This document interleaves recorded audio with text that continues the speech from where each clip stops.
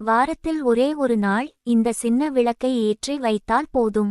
வீடு முழுவதும் மகாலட்சுமி கடாட்சம் நிறைந்து சந்தோஷம் பொங்கும். தினமும் பூஜை அறையில் தீபம் ஏற்றி இறைவனை வணங்க வேண்டும். இது அல்லாமல் வாரத்தில் ஒரே ஒரு நாள் ஏதாவது ஒரு கிழமையை தேர்ந்தெடுத்து கொள்ளுங்கள்.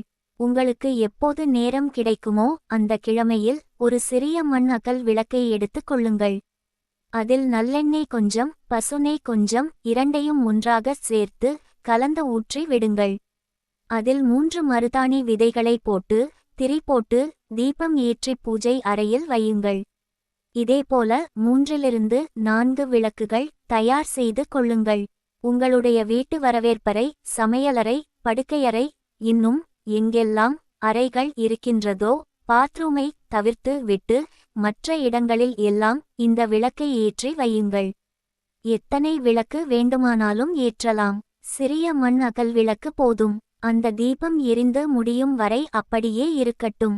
அவ்வளவு தான். இதுதான் பரிகாரம். இந்த தீபச்சுடரில் இருந்து வெளிவரக்கூடிய அந்த வாசம், அந்த புகை, தீபச்சுடரின் ஒளி உங்களுடைய வீட்டில் இருளை அகட்டி விடும். கண்ணுக்கு தெரியாத வாஸ்து தோஷத்தை நீக்கிவிடும்.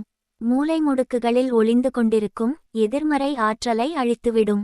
வீட்டில் மகாலட்சுமி வாசம் செய்வதற்கு தேவையான அத்தனை ஆற்றலை கொடுக்கக்கூடிய தன்மை கொண்ட விளக்குதான் இது. காலை அல்லது மாலை நேரம், எந்த நேரம் உங்களுக்கு சௌகரியமாக இருக்குமோ அந்த நேரத்தில் ஏற்றி வையுங்கள். 1 மணி நேரம் எரிந்தால் கூட போதும். இந்த தீப ஒளிச்சுடர் உங்கள் வீட்டிற்கு நிச்சயமாக எல்லா நன்மைகளையும் கொண்டு வந்து சேர்க்கும்.